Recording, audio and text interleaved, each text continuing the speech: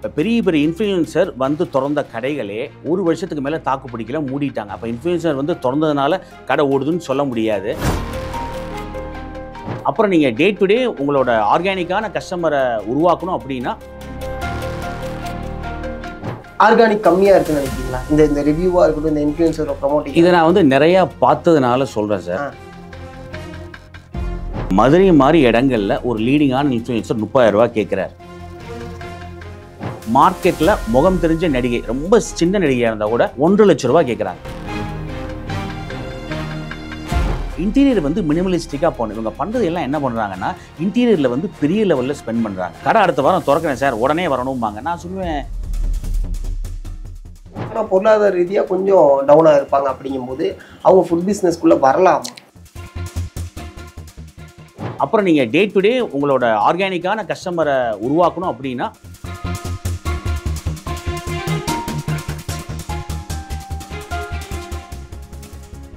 Trend tax நேயர்களுக்கு வணக்கம். நான் உங்கள் சதீஷ். இன்னைக்கு நம்ம கூட infinity food academy food trainer and consultant Chidambaram sir தான் இருக்காங்க. வணக்கம் சார், எப்படி இருக்கீங்க? வணக்கம் சார், நல்லா இருக்கேன். நீங்கள் எப்படி இருக்கீங்க? சூப்பராக இருக்கேன் சார். நிறைய விஷயங்கள் நாங்கள் வந்து உங்களை பற்றி கேள்விப்பட்டிருப்போம்.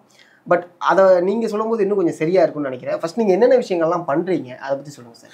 நாங்கள் ஆக்சுவலாக 2021 இன்ஃபினிட்டி ஃபுட்ஸ் ட்ரைனிங் அகாடமி, நாங்கள் எங்களை வந்து குக்கிங் கிளாஸ்னு மார்க்கெட் பண்ணல, ஃபுட் பிஸ்னஸ் ட்ரைனிங் அகாடமியாக தான் மார்க்கெட் பண்ணுறோம்.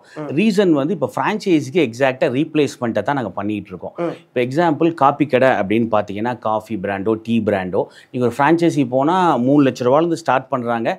பட் நம்ம கருப்பட்டி காஃபி எல்லாமே 65-70 லட்சம் வரைக்கும் சர்வசாதாரணமாக போகுது. அதுக்கு மேலேயும் போகுது. அட்வான்ஸ் எல்லாம் நீங்கள் பெரிய இடமா பார்த்தீங்கன்னா வேறுபடும். பட் இதை வந்து நாங்கள் ஒரு 10,000 ரூபாய்க்கு ட்ரைனிங் கொடுக்குறோம்.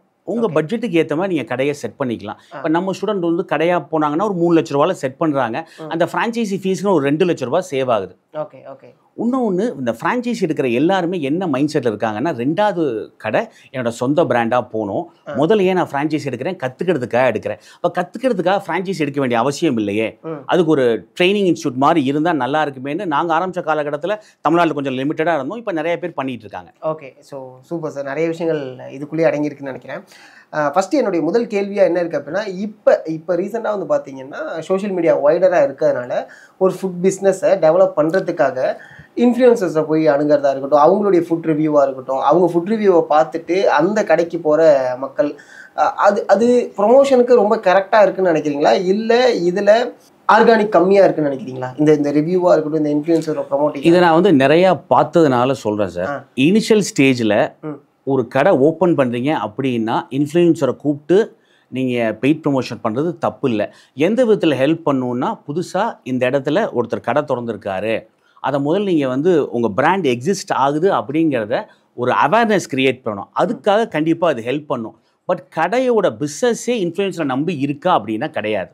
இப்போ நான் எடுத்துக்காட்டுக்கு ஒரு நிறைய பெரிய பிராண்டே சொல்லுவேன். இப்போ பெரிய பெரிய இன்ஃப்ளூயன்சர் வந்து திறந்த கடைகளே ஒரு வருஷத்துக்கு மேலே தாக்கு பிடிக்கல, மூடிட்டாங்க. அப்போ இன்ஃப்ளூயன்சர் வந்து திறந்ததுனால கடை ஓடுதுன்னு சொல்ல முடியாது.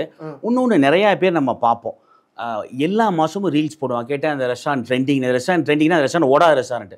பிஸ்னஸ் இல்லை, எல்லா மாதமும் 4 பேரை கூப்பிட்டு காசு கொடுத்து நீங்கள் 30,000 ரூபா 40,000 ரூபா கொடுத்து 3 பேரை கூப்பிட்டு ரீல்ஸ் போடுறீங்கன்னா அந்த கடை ஓடாத கடைன்னு அர்த்தம். அதை ஓட வைக்கிறதுக்காக தான் ரீல்ஸ் போடுறாங்க. இன்ஃப்ளூயன்சர் வந்து இன்ட்ரோலே சொல்லுவாங்க, எவ்வளவு ட்ரெண்டிங்கான ரெஸ்டாரண்ட் நான் வரணும்னு நினச்சேன் அப்படின்னு. அதுக்கு கூறதுக்கு காரணம் 30,000 ரூபா 40,000 ரூபா வாங்குறதுனால அது பண்ணித்தான் ஆகணும். யாராக இருந்தாலும் அவங்க வயிற்றுக்கு பண்ணுறது தான் இல்லையா? ஸோ அந்த மாதிரி வகையில் வேணால் இன்ஃப்ளூயன்சரை பயன்படுத்திக்கலாம். இன்ஃப்ளூயன்சர்னால பிஸ்னஸ் டெவலப் ஆகுதான்னு கேட்டால் கிடையாது. ஒரு விஷயம் இன்னொன்று சொல்ல ஆசைப்பட்றேன். கடை மூட போகிறோம், பயம் வந்துருச்சு அப்படின்னா இன்ஃப்ளூயன்சரை கூப்பிட்டு காசை வேஸ்ட் பண்ணாதீங்க. உண்மையாகவே க்ளோஸ் பண்ணிட்டு போகிறது பெட்டர். இது நிறைய பேர் அந்த தப்பு பண்ணுறாங்க. கடை திறந்தவொன்னு ஒரு 6 மாதம் கடையை ரன் பண்ணுறதுக்காக ஓட்டிகிட்டே இருக்காங்க. அது ஒரு அடிக்ஷன் ஆயிடுது. இதனால் நமக்கு கடை ஓடுது, இதனால் பிஸ்னஸ் வருது. அந்த 2 மாதம் ரீல்ஸ் இன்ஃப்ளூயன்சரை கூப்பிட்டு போடாட்டி பிஸ்னஸ் சேல்ஸ் வந்து காட்டி கொடுத்துரும். இன்ஃப்ளூயன்சரை கூப்பிட்டு போடலை அப்படின்னு. ஆனால் அது ஆர்கானிக்கான சேல்ஸ் கிடையாது. ஒரு வாட்டியும் உங்களுக்கு வர க்ரௌடு, இன்ஃப்ளூயன்சரை பார்த்துட்டு வர க்ரௌடு வந்து இவர் சொல்கிறாரு நல்லா இருக்கும் ட்ரை பண்ணலாம் அப்படின்னு வராங்க. உங்களுக்குன்னு ஆர்கானிக்காக ஒரு க்ரௌடு வந்து பேஸ் இருந்தால் மட்டுமே சர்வே வாங்க முடியும். நிறைய பேர் என்ன தப்பு பண்ணுறாங்கன்னா, ஐயோ இந்த மாதம் சேல்ஸ்லையே எப்படி சம்பளம் கொடுக்கணும், இன்ஃப்ளூயன்சரை கூப்பிட்டு ஓட்டுவோம் இப்படியே ஓட்டிக்கிட்டே ஒரு ஸ்டேஜில் வந்து இன்ஃப்ளூயன்சருக்கு காசு கொடுத்தா தான் நீங்கள் சம்பளமே கொடுக்க முடியுங்கிற நிலைமை ஆயிடுது. ஏதோ ஒரு பேசிக் பிஸ்னஸ் வரும், நம்ம சம்பளம் கொடுக்கலாம், வாடகை கொடுக்கலாம், அதுவும் இல்லைன்னா ரொம்ப ஒஸ்ட் கேஸில் மூடிடுறாங்க.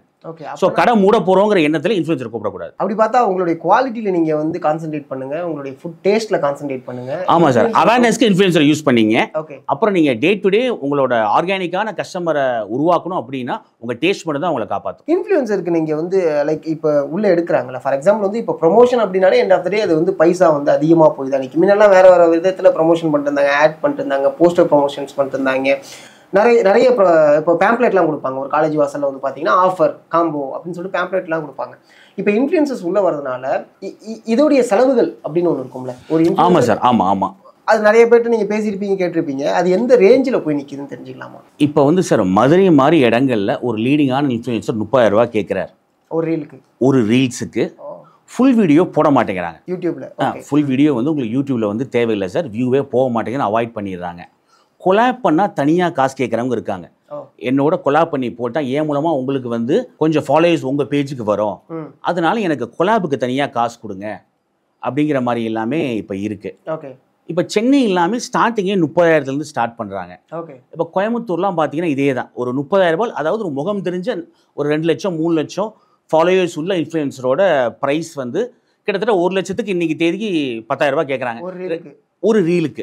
ஆமாம். இப்போ ரீசெண்டாக ஒரு காமெடி சேனல் பார்த்தோம், நம்ம ஸ்டூடெண்ட் ஒருத்தர் கேட்டார், சார் இவர் ரொம்ப நல்லா பண்ணுறாரு, இவரை வச்சு நான் ப்ரமோட் பண்ணணும்னு நினைக்கிறேன் அப்படின்னு.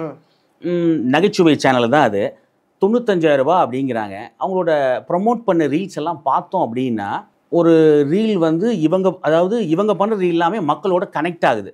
50,000 ஃபார்வர்டு கூட இருக்குது. அதுக்கு ₹1,00,000 கொடுத்தா கூட தப்பு கிடையாது. இவங்க ப்ரமோஷன் பண்ணுற ரீல்லாம் பார்த்தீங்கன்னா 40-50 ஃபார்வர்டு தான் இருக்குது. அதுக்கு நீங்கள் 95,000 லட்ச ரூபா கொடுக்கறது வந்து ஒர்த்தையெல்லாம் பண்ணுறது வந்து எனக்கு என்னமோ அது உடன்பாடு கிடையாதுன்னு வச்சுங்களேன். இப்போ வந்து ஒரு ஃபுட் விளாகர் போட்டால் கூட அது ஒர்த்து, அவருக்கு பே பண்ணி போடலாம். இவருக்கு வியூ போதே அப்படின்னா உங்களோட ஆடியன்ஸோட அவர் கனெக்ட் ஆக மாட்டார். அதனால் அந்த மாதிரி இதை அவாய்ட் பண்ணிக்கலாம். இன்னொன்று நீங்கள் இன்ஃப்ளூயன்சர் செலக்ட் பண்ணும்போதே சார், இப்போ எக்ஸாம்பிள் கோயம்புத்தூர் பேஸ் இன்ஃப்ளூயன்சர் நிறைய பேர் இருப்பாங்க. இப்போ கோயம்புத்தூரில் நீங்கள் ஒரு கடை திறக்கிறீங்க அப்படின்னா அந்த கோயம்புத்தூர் பேஸ் இன்ஃப்ளூயன்சர் கிட்ட போகலாம், ஒரு 30,000 40,000 வாங்குவார். இப்போ ரொம்ப பெரிய இன்ஃப்ளூயன்ஸ்கிட்ட போறீங்கன்னா உங்கள் பிராண்டு வந்து தமிழ்நாடு முழுக்க தெரிகிற மாதிரி, இப்போ சென்னை பேஸில் நீங்கள் ஒரு பெரிய இன்ஃப்ளூயன்ஸரே கூப்பிட்டு போறீங்கன்னு வச்சுங்களேன், 3 லட்ச ரூபா கேட்குறாரு. அது எப்போ ஒர்த்தாகும்னா நீங்கள் ஃப்ரான்ச்சைசி கொடுக்குற மாதிரி இருந்தீங்கன்னா அது ஒர்த்தாக இருக்கும். இப்போ நிறைய பேர் நினைக்கிறாங்க ஒரு பெரிய இன்ஃப்ளூயன்சர் போனால் என் பிராண்டு பெருசாயிரும்னு. இப்போ சென்னையில் ஒரு 3 லட்ச ரூபா வாங்கிட்டு போகிறது எந்த விதத்தையும் கோயம்புத்தூரில் பிரயோஜனமாக இருக்காது. இதுக்காக அங்கே கிளம்பி வந்து சாப்பிடுவாங்க பேர் தான் இருப்பாங்க. மேக்ஸிமம் அந்த வழியாக போகிறவங்க இந்த இடத்துல எங்கே சாப்பிடலாம், இந்த இடத்துல சாப்பிடலாம்ப்பா அப்படின்னு ஒரு நாளைக்கு 2 பேர் வேணா அதை யோசிக்கலாமே தவிர அது மூலியமா ஒரு 50 பேர் 60 பேர் ஒரு நாளைக்கு வந்து இந்த தப்பு நிறைய பேர் பண்றாங்க. இப்போ கோயம்புத்தூர் ஈரோடுல எல்லாம் ஒரு நடிகை வந்து இன்னைக்கு மார்க்கெட்ல முகம் தெரிஞ்ச நடிகை, ரொம்ப சின்ன நடிகையா இருந்தா கூட 1.5 லட்ச ரூபாய் கேட்குறாங்க ஓப்பனிங்க்கு. ஆமாம், அவங்க வந்து ஓப்பன் பண்ணி வைக்கிறதுனால அன்னைக்கு ஒரு 4 ரீல் சந்தோஷமாக போடுவீங்க, ஓப்பனிங் செரமனி நினைவாக இருக்குமே தவிர அது பிஸ்னஸ்க்கு எந்த அளவுக்கு ஹெல்ப் பண்ணால் கண்டிப்பாக கிடையாது. உங்களோட ஃபுட்டோடைய குவான்டிட்டிலையும் குவாலிட்டிலையும் நீங்கள் கான்சன்ட்ரேட் பண்ணிங்கனாலே போதும். ஆமாம் தான், சூப்பர் சார். ஆமாம். அடுத்து ஃபுட் பிஸ்னஸ்குள்ளே வரும்போது ரீசெண்ட் டைம்ஸில் எல்லாருமே இந்த ஃப்ரான்ச்சைஸ் அப்படிங்கிற விஷயங்களை வந்து மைண்டில் வச்சுக்கிறாங்க. அது கொஞ்சம் பிரபலமாகவும் ஆயிருக்குன்னு வச்சுங்க. ஆனால் ஒரு ஃபுட் பிஸ்னஸ்க்கு உள்ளே வர்றது ஓன் பிராண்டை பண்ணுறது நல்லதா இல்லை ஃப்ரான்ச்சைஸ் பண்ணுறது நல்லதா, எது? ஏன்னா இந்த சந்தேகம் வந்து நிறைய பேருக்கு இருக்குது. இப்போ எங்களை பொறுத்த வரைக்கும் இந்த விஷயத்தை வந்து ஆணித்தனமாக எங்களால் ஏன் உறுதியாக சொல்ல முடியும் அப்படின்னா, தமிழ்நாடு முழுக்க எங்களுக்கு வந்து ஸ்டூடெண்ட்ஸ் வந்து கால்ஸ் வரும் சார். சிறிய ஊர்கள்லேருந்து ஒரு மாதம் ஒரு 500லேருந்து 600 என்கொயரி வரும். அவங்களோட என்கொயரியோட மெயின் இது என்னென்னா, சார் எனக்கு வந்து சொந்தமாக பிராண்ட் ஆரம்பிக்கணும், ஃப்ரான்ச்சைசி பணம் கட்ட மாட்டேங்குது, 5 லட்சம் 6 லட்சங்கிறாங்க, நான் சொந்த பிராண்டாக போனால் ஒரு 3 லட்ச ரூபாய்க்கு என்னால் பண்ண முடியும் அப்படிங்கிறது தான் அவங்களுக்கு எண்ணம். இன்னொன்று ஃப்ரான்ச்சைசி எடுக்கிறவங்க எல்லாமே முதல்ல ஏன் ஒரு ஃப்ரான்ச்சைசிக்கு போகிறாங்க அப்படின்னா, எனக்கு தொழில் தெரியல, நான் கற்றுக்கணும் அப்படின்னு. கொஞ்ச நாளில் என்ன ஆகுது, ஃப்ரான்ச்சைசி ஒரு கடை ஃப்ரான்ச்சைசி திறந்துட்டேன் சார், 2வது கடை எனக்கு போகணும், அது என் ஓன் பிராண்டில் போகணும். இப்போ எங்ககிட்ட வந்து சார் தமிழ்நாட்டில் உள்ள எல்லா டீ கடை ஃப்ரான்ச்சைசி, கருப்பட்டி காஃபிலேருந்து டீ காஃபி எல்லா ஃப்ரான்ச்சைஸியும் எங்கிட்ட கிளாஸ்க்கு வராங்க. என்னென்னா சார், ஒரு பிராண்ட் வந்து ஃப்ரான்ச்சைசி வச்சுருக்கேன், எனக்கு வந்து ஏன் பிராண்டை தான் எடுத்துகிட்டு போகணும், எதுக்காக உன்னொருத்தருக்காக உழைக்கணுங்கிறது ஆரம்பத்தில் கற்றுக்கிறதுக்காக போயிடுறாங்க. கொஞ்சம் நாள் கழிச்சு அவங்களுக்கு மைண்ட் செட் வந்து நம்ம ஓன் பிராண்டாக போகணும், நம்ம ஒன்றும் ஃப்ரான்ச்சைசி கொடுக்கலாம் அப்படிங்கிற எண்ணம் கூட இருக்கலாம்னு வச்சுங்களேன். பட் இவங்களுக்கு எல்லாமே ஓன் பிராண்டாக போகணும், அதுதான் அல்டிமேட் கோல். முதல்ல அவங்க ஃப்ரான்ச்சைசி போகிறதுக்கான காரணமே வந்து நான் வந்து தொழிலை கற்றுக்கணும் மட்டும்தான். இன்னொன்று ஃப்ரான்ச்சைசி கொடுக்குற ஆளெல்லாம் ரொம்ப பெரிய ஆட்களும் கிடையாது இன்றைக்கி. அதாவது ஒரு காலத்தில் சார் ஒரு ஃப்ரான்ச்சைசின்னா மெக்டொனால்ட்ஸ் எடுத்தாங்க, KFC எடுத்தாங்க. இப்போ ஊர் பேர் தெரியாத ஆளெல்லாம் ஃப்ரான்ச்சைசி கொடுக்குறேங்கிறாங்க. இப்போ ஃப்ரான்ச்சைசி எக்ஸ்போ போடுறாங்க இல்லையா, இப்போ ஃப்ரான்ச்சைசி எக்ஸ்போ பார்த்திங்கன்னா தமிழ்நாட்டில் நம்பர் 1 ஃப்ரான்ச்சைசின்னு மார்க்கெட் பண்ணி 1000 ரூபாய் டிக்கெட்டு ஒருத்தவங்க போகிறதுக்கு. உள்ளே போய் பார்த்தீங்கன்னா 100 பிராண்டு வருதுன்னு சொன்னால் அதில் 5 பிராண்டு தான் உங்களுக்கு தெரிஞ்ச பிராண்டு. 95 பிராண்டு ஊர் பேரே தெரியல. ஊர் பேர் தெரியாத பிராண்டை எப்படி சார் நீங்கள் ஃப்ரான்ச்சைஸ் எடுப்பீங்க? ஏதோ ஒரு ஊரில் இருக்கேங்கிறாங்க. அதுவும் சென்னையில் கூட இல்லை, கோயம்புத்தூரில் இல்லை. கேட்டால் ஏதோ ஒரு ஊரில் இருக்கேன் அப்படிம்பாங்க. சிறிய ஊர் பேரை சொல்லுவாங்க. இப்போ நீங்கள் இதை போய் பார்க்குறதுக்காக போய் பார்க்கணும். நீங்கள் இது அல்டிமேட் கோல் என்ன? தொழில் தெரியலன்னு எடுங்கன்னு அவங்க சொல்கிறாங்க. இதுக்கு யாருக்குமே நீங்கள் ட்ரைனிங் போனாவே போதும். இதுக்கு இன்னொருத்த பிராண்டை நீங்கள் ஏன் டெவலப் பண்ணணும்? அவங்களே வந்து கற்றுக்குட்டியாக இருக்காங்க. 1 வருஷம் ஆகுது. நீங்கள் அவங்க பிராண்ட் எதுக்கு எடுக்கிறீங்க? இதை தான் இப்போ நாங்கள் வந்து இதுக்கு ஒரு சொல்யூஷனாகவும் ஒரு ஆல்டர்னேட்டிவாகவும் நாங்கள் இருக்கோம். ஏன்னா ஓன் பிராண்டு தான் எல்லாருடைய எய்மாவுமே இருக்கும். நமக்குன்னு ஒரு பிராண்டு வேணுயா, நம்ம ஒரு பிராண்டாக மாறணுயா அப்படின்னு நினைக்கிறேன். தயவு செஞ்சு இங்கே போய் ட்ரெயின் பண்ணிக்கிங்க. ஏன்னா அது வேற ஒரு ஃப்ரான்ச்சைஸ் போகிறது போல விஷயத்தை தெரிஞ்சுட்டு நீங்களே உங்கள் பிராண்டை நல்லபடியாக பண்ணலாம் அப்படிங்கிற ஒரு விஷயம் தான். இவங்கெல்லாம் ஓன் பிராண்ட் வந்து ஸ்டார்ட் பண்ணலாம்ப்பா, இல்லை இவங்கெல்லாம் ஃப்ரான்ச்சைஸ் போயிடலாம் அப்படின்னா அது யாராக இருக்கும்? ஃப்ரான்ச்சைசி வந்து போகணும் அப்படின்னா பெரிய பிராண்ட் போயிருங்க. நீங்கள் லட்சக்கணக்கில் செலவழிச்சாலும் அது ஒர்த்து. இப்போ ராமேஸ்வரம் கேஃபே வந்து ஃப்ரான்ச்சைசி வந்து கொடுத்துட்ருக்காங்க. ஃப்ரான்ச்சைசி கிட்டத்தட்ட வந்து 7 கோடிக்கு மேலே. நம்ம ஸ்டூடெண்ட் ஒருத்தர் என்கொயரி பண்ணோன்னு சொன்னார், சார் நான் விசாரித்து பார்த்தேன் 7 கோடிங்கிறது ரொம்ப பெரிய பட்ஜெட்டாக இருக்குது அப்படின்னு. ஆனால் அவங்க பண்ணுற சேல் வந்து 4.5 கோடி 5 கோடி ஓப்பனாக ஒத்துக்கிறாங்க. இது ஒரு ரகசியம் கிடையாது. அப்போ 5 கோடி ரூபா சேல் பண்ணுற பிராண்டு வந்து 7 கோடி ரூபா ஃப்ரான்ச்சைசி கொடுக்குறது தப்பே கிடையாது. மாதம் 3 லட்ச ரூபா பண்ணுற ஒரு பிராண்டு வந்து 50 லட்ச ரூபா ஃப்ரான்ச்சைசி ஃபீஸ் கேட்குறதா நம்ம அநியாயம் அப்படின்னு சொல்கிறோம். புரியுது. ஸோ அந்த மாதிரி பிராண்ட்ஸ் கிட்ட போயிடாதீங்க. அதாவது பெரிய பிராண்டு போகலாம், அது பெரிய பட்ஜெட்டாக செட்டான. அதாவது சார் ரொம்ப பணம் வச்சுருக்கவங்களுக்கு அது ஓகே, பிரச்சனை கிடையாது. அதாவது 4 பிஸ்னஸ் எஸ்டாப்ளிஷ் ஆகிருக்கும். இந்த பிஸ்னஸ் கையை கடித்தாலும் தப்பு இல்லை, சர்வைவல் வந்து உங்களுக்கு பிரச்சனை இல்லை அப்படின்னு. நீங்கள் வந்து நம்ம வந்து ஒரு பிஸ்னஸ் பண்ணி பணம் சம்பாதிக்கணும், அடிஷ்னல் இன்கம் வேணும்னு வராங்க இல்லையா? இப்போ எங்கிட்ட வர ஸ்டூடெண்ட்ஸ் பூரா பார்த்தீங்கன்னா சார் ஹஸ்பண்ட் ஒய்ஃப் 2 பேரும் சேர்ந்து 1.5 லட்சம் 2 லட்சம் சம்பாதிப்பாங்க. கமிட்மெண்ட் பயங்கரமாக இருக்கும் சார். வீட்டு லோன் இருக்குது, அதே மாதிரி உங்களுக்கு பிள்ளைங்களோட செலவு கிளவு எல்லாமே இன்றைக்கி அதிகமாகிடுச்சு. கார் லோன் இருக்குது, எல்லாமே இஎம்ஐயில் போட்டு எடுத்துடுறாங்க. இதுக்கே ஒருத்தரோட சம்பளம் போயிடும். இன்னொருத்தர் சம்பளம் சேவ் பண்ணணும். இன்னொன்று உங்களுக்கு லக்ஸரியால் செலவழிக்கணும் அப்படின்னாவே வந்து வருமானத்தை பெருக்கிறதுக்கு ஒரு சின்னமாக ஒரு சைட் பிஸ்னஸ் இருக்கணும் அப்படின்னு ஆசைப்படுறாங்க. அவங்க பிஸ்னஸ் பண்ணி பெருசாக சம்பாதிக்க நினைக்கல. சார் ஒரு பிஸ்னஸ் எனக்கு ஒரு 50,000 60,000 எக்ஸ்ட்ரா வேணும் சார் அப்படிங்கிற மைண்ட் செட்டில் வராங்க. இவங்களாம் எங்கள்கிட்ட கிளாஸுக்கு வந்துட்டு சின்ன லெவலில் திறக்கலாம். இப்போ நாங்கள் பண்ணுற கிளாஸ்லேயே பார்த்தீங்கன்னா கேஃபே பண்ணிகிட்டு இருக்கோம். டீ காஃபிக்கான கான்செப்டில் கருப்பட்டி காஃபி எல்லாமே அதில் அடங்கிடும். Waffle shop, dessert shop. எங்களோட ரொம்ப பாப்புலரானது வந்து ஃப்ரைட் சிக்கன் வந்து தமிழ்நாட்டிலே எங்களுக்கு வந்து நிறையா ஸ்டூடெண்ட்ஸ் எல்லா பக்கமும் திறந்துட்டாங்க. கிளாஸுக்கு வந்து ஃப்ரெஷ் ஜூஸ் கிளாஸ் பண்ணிகிட்டு இருக்கோம். இந்த மாதிரி எங்கிட்ட கிட்டத்தட்ட ஒரு 25 கோர்ஸ் கிட்டத்தட்ட இப்போ பண்ணிகிட்டு இருக்கோம். இப்போ தோசை மாசுக்கெலாம் சம்பளம் எங்கேயோ போயிட்டு இருக்கு. இப்போ மாவே ஆட்டாமல் சிம்பிளாக ஒரு தோசை மிக்ஸ் ரெடி பண்ணிட்டு ஒரு 99 வெரைட்டி தோசை போடுறதுக்கு ஒன்று இப்போ ஒர்க் அவுட் பண்ணிட்டு இருக்கோம். ஒரு இடத்துலயே வந்து பார்த்தீங்கன்னா ஓகே நம்ம நல்லா சமைக்கிறோம், நம்ம கடை ஓப்பன் பண்ணிடலாம் அப்படின்னு அவங்க மனசுக்குள்ளே இருக்கும். ஆனால் பொருளாதார ரீதியாக கொஞ்சம் டவுனாக இருப்பாங்க. அப்படிங்கும்போது அவங்க ஃபுட் பிஸ்னஸ்க்குள்ளே வரலாமா? சின்ன லெவலில் பண்ணலாம் சார். இப்போ 10 காசு இன்வெஸ்ட்மெண்ட் இல்லாமல் சின்ன சின்ன மாடல் இருக்குது. இப்போ அதனால தான் நாங்கள் வந்து சூப்பு சுண்டலுக்கு ஒரு கோர்ஸ் கொண்டு வந்திருக்கோம். சூப்புக்கும் சுண்டலுக்கும் இப்போ கோயம்புத்தூர்லேயும் நான் பார்க்குறது, நீங்கள் சென்னையிலையும் பார்க்கலாம். ஒரு பார்க்கில் அந்த பார்க்கோட பெஞ்சில் 2 சட்டியை வச்சு சுண்டலும் சூப்பு விற்கலாம். அப்போ இன்வெஸ்ட்மெண்ட் சட்டி தான். இது எல்லாராலையும் பண்ண முடியும். ஸ்வீட் கார்ன் எல்லாம் பண்ணுறாங்க. அந்த சுண்டல் சூப்பு ஸ்வீட் கார்ன் எப்போவுமே நீங்கள் காலையில் பார்ட் டைமாக பண்ணலாம் சார். பார்க்கில் வாக்கிங் போகிறாங்களே இடத்துல இந்த இதுவும் பார்க்குறேன். என்னன்னா அந்த ப்ரௌனி வந்து சின்னதாக நாங்கள் ப்ரௌனிக்கும் கிளாஸ் எடுக்கிறோம், டெசர்ட் கார்டுக்கு எடுக்கிறோம். ப்ரௌனி எல்லாம் ஈவினிங் பார்க்கில் வந்து தாராளமாக விற்கலாம். நல்ல ரேட்டுக்கும் நீங்கள் விற்கலாம். அதாவது இப்போ சூப்பு சுண்டலில் வரதை விட ப்ரௌனியில் வர லாபம் வந்து அதிகம். ஒரு ப்ரீமியம் குவாலிட்டி ப்ரௌனி கொடுத்தீங்கன்னா ஹோம்மேட் ப்ரௌனின்னு அதை மார்க்கெட் பண்ணி உங்களால் தாராளமாக நீங்கள் வந்து ஈவினிங் பார்க்கில் வாக்கிங் போகிற இடங்களில் எல்லாமே, இல்லை டூரிஸ்ட் ஸ்பாட்டில், மாலுக்கு வெளியே, சூப்பர் மார்க்கெட் வெளியே விற்க முடியும். இந்த மாதிரி எங்கிட்ட 25 கோர்ஸ் இருக்குது. நிறையா இருக்குது சார், நிறைய ஆப்ஷன்ஸ் இருக்குது. ஓகே நீங்கள் இப்போ ஹோம்மேடுன்னு சொன்னதுனால இந்த கொஸ்டினை நான் முன்னாடி வைக்கிறேன். ரீசன்ட் டைமில் இந்த ஆர்கானிக் அண்ட் ஹோம்மேட் இது ரெண்டுமே ஒரு பிராண்டை மேம்படுத்தக்கூடியதுக்கான ஒரு லேபிளாக எங்களுக்கு பார்க்கும்போது தெரியுது. அது வந்து ஒரு ஆர்கானிக்காக பண்ணுறாங்க அப்படிங்கிற ஒரு பார்வையை கொண்டு போய் நம்மக்கிட்ட வைக்கிறதுனாலயா, இல்லை இதுதான் கரெக்டான வேலை அப்படி? இல்லை சார், ஆர்கானிக் வந்து மார்க்கெட் பண்ணுறது வந்து ஈஸியாக பண்ணுறதுக்கு ஈஸியாக இருக்குது. ஆர்கானிக்கு சொன்னால் க்ரௌடு வரும்னு நினைக்கிறோம், அது உண்மை கிடையாது. இப்போ எடுத்துக்காட்டுக்கு பார்த்தீங்கன்னா நீங்கள் ஹோட்டலுக்கு போகிறீங்க சார், பிளைன் ரோஸ்ட்டும் இருக்குது, ராகி தோசையும் இருக்குது. நம்ம முதல்ல நமக்கு மைண்டு வந்து பிளைன் தோசை போயிடலாம் அப்படின்னு என்ன தான் வீட்டில் சாப்பிட்டாலும் அப்படி தான் தோணுது. இப்போ என் ஸ்டூடெண்ட் சொன்னார், சார் நாங்கள் வந்து பஜ்ஜி போட்டு வைக்கிறோம், கொலக்கட்டை போட்டு வைக்கிறோம். பஜ்ஜி போகிற வேகத்துக்கு கொலக்கட்டை போக மாட்டேங்குது. கொலக்கட்டை டெய்லி குப்பையில் கொட்டுற மாதிரி தான் வருது. நம்ம கொலக்கட்டை வந்து ஆரோக்கியமாக இருக்கணும்னு கொடுக்குறோம். ஆனால் மக்கள் என்ன கெடுதல்னு தெரிஞ்சு பஜ்ஜி தான் விரும்புகிறாங்க, ஆயிலை தான் விரும்புகிறாங்க.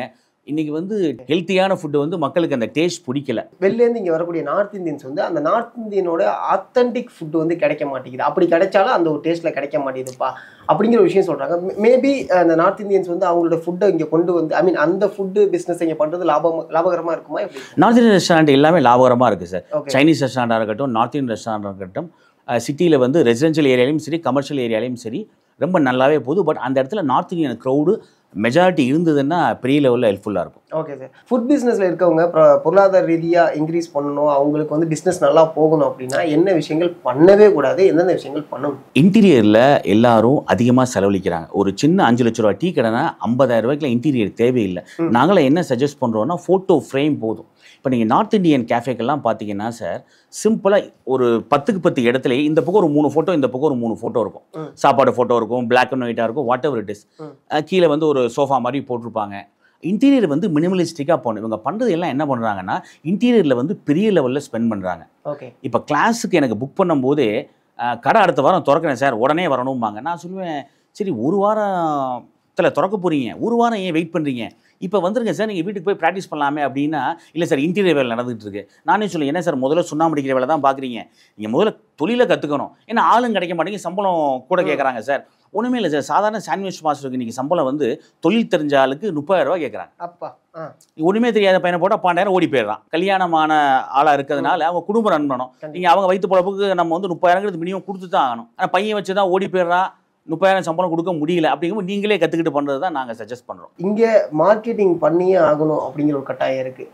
அது வேணுமா, இல்லை சுவை நல்லா இருந்தாலே போதுமா? மார்க்கெட்டிங் பெருசாக இல்லை சார், இன்னைக்கு நிலைமைக்கு வந்து மார்க்கெட்டிங் கண்டிப்பாக பண்ணணும் சார். என் கடையை திறந்துட்டு உட்காந்துட்டு தான் கூட்டம் வராது, ஏன்னா காம்படிஷன். ஓகே.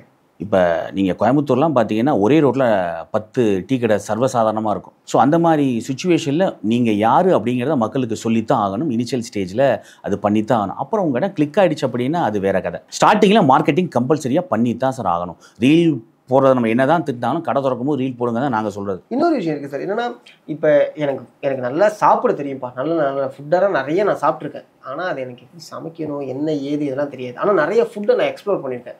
எனக்கு ஃபுட் பிஸ்னஸ் வந்து கரெக்டான வே அப்படின்னு நம்புறவங்க சரியா தப்பா? இது ஒரு இயக்குனர் சொல்லி கேட்டேன். அதாவது சமீபத்தில் ஒருத்தரை பார்க்கும்போது எனக்கு ரொம்ப பிடிச்சது சொல்லணும்னு ஆசைப்பட்றேன். ஒருத்தர் ஒரு இயக்குனர்கிட்ட கேட்டுட்ருக்காரு, சார் எனக்கு வந்து சினிமா எடுக்கணும், யூடியூப்பில் பார்த்து வீடியோலாம் சொல்கிறாரு சார், சினிமா இப்படி இருக்குங்கிறான் அப்படி இருக்காரு, கையில் பணம் வச்சுருக்காரு. அப்போ அந்த இயக்குனர் சொன்னார், சினிமா பிடிச்சிருக்குன்னு எடுக்கிறீங்களா புரிஞ்சு எடுக்கிறீங்களா அப்படின்னாரு. செருப்பாடு அடித்த மாதிரி இருந்துச்சு.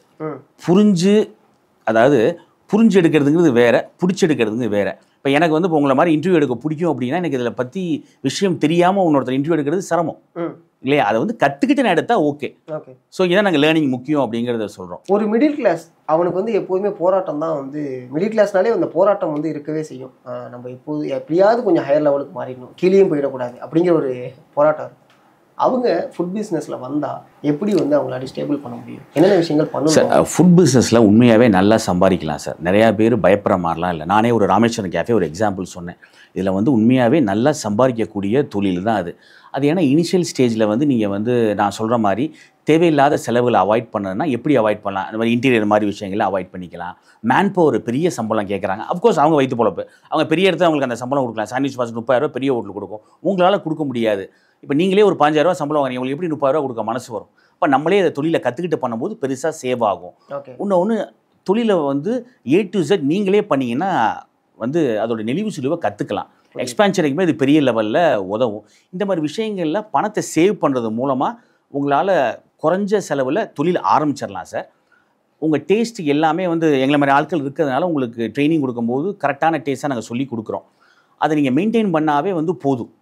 சின்ன மாடலில் போகும்போது லொக்கேஷன் கூட மாற்றிக்கலாம். சிலப்போ லொக்கேஷன் ஃபெயில் ஆகும். லொக்கேஷன் ஃபெயில் ஆகும்போது கொஞ்சம் இப்போ வந்து நிறையா கடைகள் எப்படின்னா சார் 3வது இடத்துல ஜெயிச்சிருக்கு. என் ஃப்ரெண்ட்ஸ் கடையை நான் பார்த்துருக்கேன். நம்ம ஸ்டூடெண்ட்ஸ் கடை நம்ம கன்சல்ட் இத்தனை பண்ணுறோமே, லொக்கேஷனை மாற்ற சொல்லி ஜெயிச்ச கடைகள் பல உண்டு. ஒரு லொக்கேஷனில் கனெக்ட் ஆகாது. இப்போ பிரியாணி விற்கிற இடத்துல நீங்கள் தைசா விற்க முடியாது, தைசா விற்கிற இடத்துல பிரியாணி விற்க முடியாது. இப்போ நீங்கள் இன்டீரியர்னால இந்த கேள்வி நான் முன்னாடி வைக்கிறேன். இந்த தீம் ரெஸ்டாரண்ட் அப்படின்னு சொல்லிட்டு ஒரு கல்ச்சர் ஒன்று இருக்குது. ஒரு தீமில் உதாரணத்துக்கு இக்லூவாக இருக்கட்டும், அப்புறம் வந்து இந்த ஃபாரஸ்ட்டாக இருக்கட்டும், அப்புறம் ஹண்டடாக நிறைய தீம் ரெஸ்டாரண்ட் இருக்குது. இது லாபம் கொடுக்குமா? தீம் ரெஸ்டாரண்ட் வந்து சார் ஆக்சிடெண்ட்டாக ஜெயிச்சிருது, அவ்வளோதான். எல்லா தீம் ரெஸ்டாரண்ட் ஜெயிக்குமான்னு சத்தியமாக ஜெயிக்கல. ஆக்சிடென்டெல்லாம் சீசனாக தான் சார் ஜெயிக்குது. இது வரைக்கும் ஹிஸ்ட்ரி சொல்கிறது அதுதான், சீசனலாக தான் ஜெயிக்குது. ஏன்னா நீங்கள் சொன்ன ஒரு விஷயம் ஒன்று இருக்குது, என்னன்னா எந்த இடத்துல என்ன ஃபுட்டை நம்ம கொடுக்க போகிறோம் அப்படிங்கிற. ஆனால் தீம் ரெஸ்டாரண்ட்டு ஒரு டூரிஸ்ட் ஸ்பாட்டாக இருந்தால் ஜெயிச்சிடும். ஒரு டூரிஸ்ட் ஸ்பாட்டில் எல்லா ஊர்லேருந்து வராங்க சார். அப்போ இந்த ஊரில் யூடியூப்பில் பார்த்தேன், இன்ஸ்டா ரீல்ஸில் பார்த்தேன்னு போகிறவங்க நிறைய பேர் இருக்காங்க. இப்போ டெய்லி இருக்க இப்போ உங்களுக்கு எக்ஸாம்பிள் நம்ம சென்னையில் ஒரு மயிலாப்பூர்னு வச்சுக்க, எடுத்துக்காட்டுக்கு மயிலாப்பூரில் ஒரு தீம் ரெஸ்டாரண்ட் இருக்குன்னா அந்த தீம் ரெஸ்டாரண்ட் திருப்பி சலிக்காமல் எத்தனை பேர் வருவாங்க? புரியுது. சலிச்சு போயிடும் ஒரு கடத்துல. கரெக்ட். டூரிஸ்ட் பிளேஸா இருந்துச்சுனா மச் பெட்டர். உதாரண ஊட்டியா இருக்கட்டும், பெரிய லெவல்ல கிளிக் ஆகும். ஆமா ஆமா ஆமா. சிட்டில ஜெயிக்கிறது ஆக்சிடென்ட்லாம் ஜெயிக்கும். ஓகே. அது இல்லாம ஒரு சீசனா ஜெயிக்கும் இருக்கு. அடுத்து இந்த சைவம் அசைவம் அப்படிங்கிறது வீகன் ஃபுட்னு ஒன்று இருக்கு. ஸோ இத்தனை விஷயங்கள் இருக்கு. இதெல்லாம் எங்கெங்க வைக்கலாம், எங்கெங்க வச்சா நல்லது அப்படின்னு சொல்லுங்க. இல்லை, இப்போ நீங்கள் நல்ல விஷயம் பெருசாக கிளிக் ஆகுறது இல்லை சார். இப்போ கருப்பட்டி ஸ்நாக்ஸுக்கும் கருப்பட்டி ஸ்வீட்டுக்கும் நிறையா கடைகள் கோயம்புத்தூரில் இனிஷியல் ஸ்டேஜில் பெருசாக பேசப்பட்டுச்சு. அவங்க வந்த புதுசில் இந்த ரோஸ் மில்க் மாதிரி ட்ரெண்ட் ஆனாங்க. அதுக்கப்புறம் அந்த ட்ரெண்டு பூராமே குறைஞ்சி போச்சு. இப்போ அவங்க எல்லாமே சர்வைவலுக்கே கஷ்டப்படுறாங்க. அதாவது இனிஷியல் ஸ்டேஜில் ஓகே, பட் அந்த டேஸ்ட் மக்களுக்கு பெருசாக பிடிக்கல. அப்போ கருப்பட்டி ஸ்வீட்டை எப்படி நீங்கள் விற்கலாம், கருப்பட்டி ஸ்நாக்ஸை எப்படி விற்கலான்னா, நீங்கள் வெள்ளச்சக்கரையில் பண்ண பொருளும் வச்சுக்கணும், இதுவும் வச்சுக்கணும், ரெண்டு வச்சுக்கணும். யாருக்கு இது வேணுமோ இதை எடுத்துக்குவாங்க. ஆனால் இதை மட்டும் நம்பி ஆர்கானிக்கை நம்பி நீங்கள் பிஸ்னஸ் பண்ணணும் அப்படிங்கிறது கொஞ்சம் கஷ்டமாக தான் இருக்குது நிலைமைக்கு. சொல்கிறதும் கஷ்டமாக தான் இருக்குது எனக்கு, பட் இது வழி இல்லை.